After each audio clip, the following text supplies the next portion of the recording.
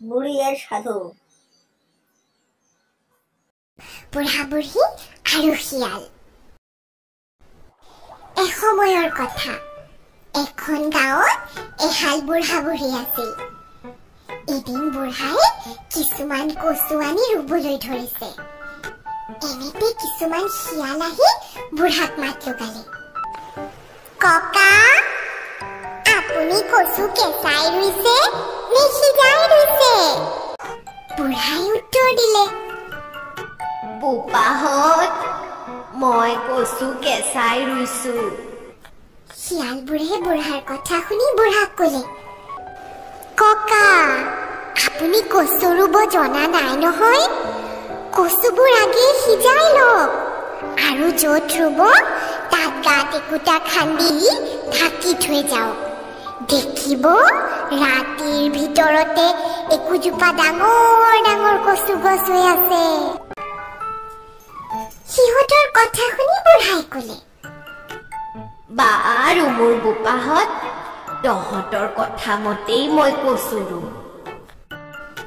গধূলি বুঢ়াই আটাইবোৰ কচু সিজাই শিয়ালৰ বুদ্ধিমতেই ৰুই থলে। ইফালে ৰাতি শিয়ালবোৰে আহি সিজোৱা কচুবোৰ আনন্দ কৰি খাই গুচি গল। পিছদিনা বুঢ়াই ৰাতিপুৱাই কচু বাৰীত কচু চাবলৈ গৈ দেখে যে কচু এটাও নাই। তেতিয়া বুঢ়াই শিয়ালৰ ফাঁকিটো বুজিব পাৰি লাজতে তল মূৰকৈ বহিল। ইয়াৰ কিছুমান দিনৰ মূৰত বুঢ়াই এটা বুদ্ধি সাজি বুঢ়ীক কলে, সুধিছ বুঢ়ী, আজি তই মোৰ গাত কিছুমান লালি গুড় ঢালি থ। গুড়ৰ গোন্ধ পাই যেতিয়া জাকে জাকে মাখি আহি মোৰ গাত পৰিব, তেতিয়াই তই ইনাই বিনাই বুঢ়া মৰিল বুলি কান্দিবি। তোৰ কান্দোন শুনি শিয়ালবোৰ ওচৰ চাপিলে মোৰ শটো ঘৰৰ ভিতৰৰ পৰা উলিয়াই লৈ গৈ খাবলৈ কবি। মোৰ ওচৰতে টাঙোন এডাল লুকাই থবি।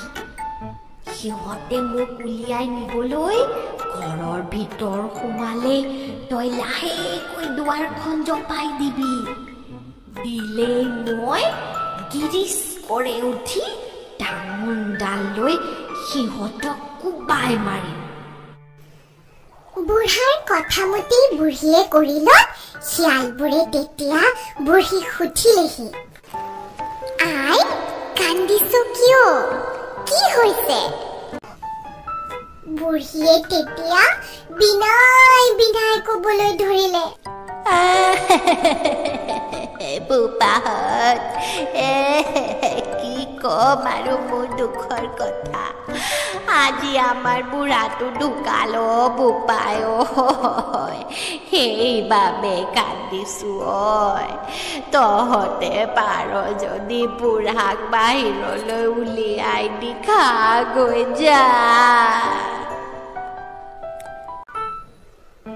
বুঢ়ীৰ কথা শুনি শিয়ালবোৰ ৰং মনেৰে বুঢ়াক নিবলৈ বুলি ঘৰৰ ভিতৰ সোমালত বুঢ়ীয়ে দুৱাৰখন বন্ধ কৰি পেলালে আৰু বুঢ়াই একে চাবেই উঠি টাঙোনডাল হাতত লৈ শিয়ালবোৰক মৰিয়াই মাৰিলে।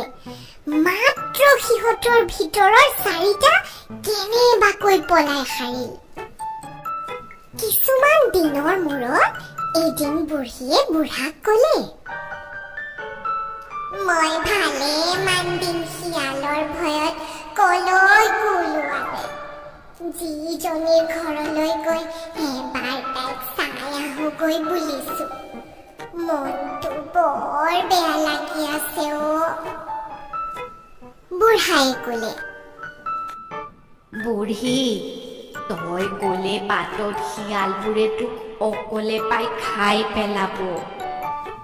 বুঢ়ীয়ে কলে, নোৱাৰি খাব, যাম কুটুমতে। এই বুলি জীয়েকৰ ঘৰলৈ গল। বাটত শিয়ালবোৰে বুঢ়ীক অকলে পাই বেৰি ধৰি কলে,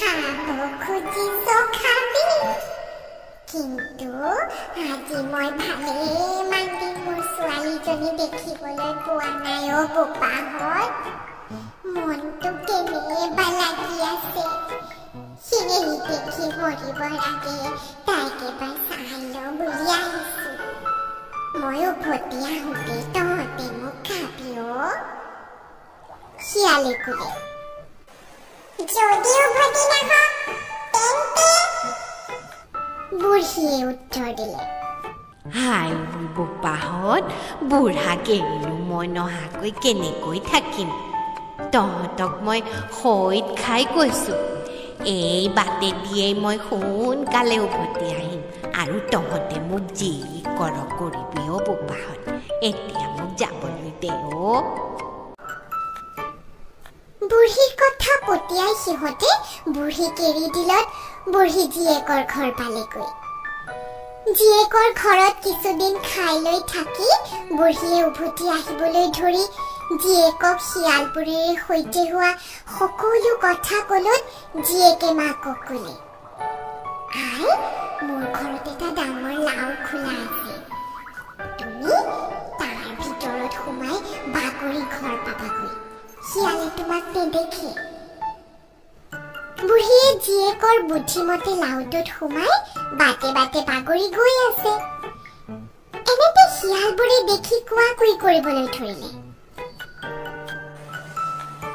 এইটো বৰ আচৰিত কথা লাওটো কেনেকৈ বাগৰি যাব লাগিছে ইটো নিশ্চয় লাও নহয় ইয়াৰ ভিতৰত কিবা আছে এই বুলি সিহঁতে লঠিয়াই লাওটো ভাঙি পেলালে ভাঙিলত তাৰ ভিতৰৰ পৰা বুঢ়ী ওলাই পৰিল সিহঁতে বুঢ়ীক দেখি আনন্দত খে খে হুৱা হুৱা কৰিবলৈ ধৰি ক'লে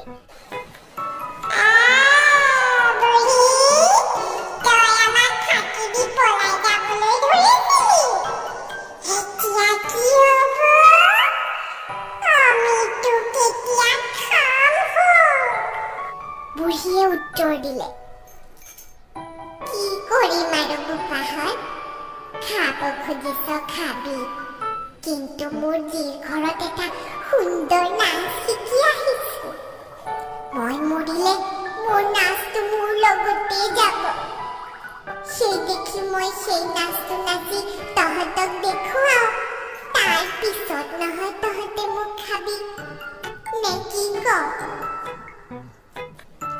বুঢ়ীৰ কথা শুনি সিহঁতে নাচ দেখাৰ লোভ সামৰিব নোৱাৰি সেই কথাতে মান্তি হলত বুঢ়ীয়ে ক'লে বোপাহঁত মই নাম লগাই দিওঁ তহঁতে হয় হয় কৰি যাবি তেহে আকৌ মোৰ ভালকৈ গাটো উঠিব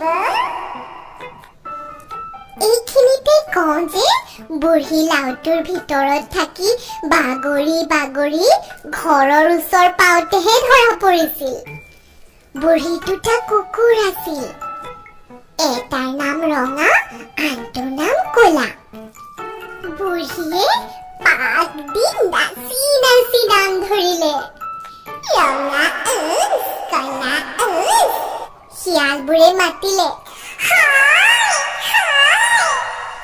এইদৰে বাৰচেৰে বুঢ়ীয়ে ৰঙা ক'লা বুলিলতে ৰঙা আৰু ক'লা কুকুৰ দুটা তাতে লৰি ওলালহি কুকুৰ দুটা দেখিয়েই শিয়ালবোৰ পিয়া পিবি পলাল আৰু তেতিয়া আমাৰ বুঢ়ী ঘৰলৈ গুচি আহিল আমাৰো কাপোৰ কানি ক'লা হলত আমিও গুচি আহিলো সাধুটো কেনেকুৱা পালে লাইক কমেণ্ট শ্বেয়াৰ কৰি জনাব লগতে সাবস্ক্ৰাইব ক্লিক কৰি দিব আৰু মোৰ টেলিগ্ৰাম চেনেলটো যাওক আৰু সাধু কথাবোৰ ডাউনলোড কৰক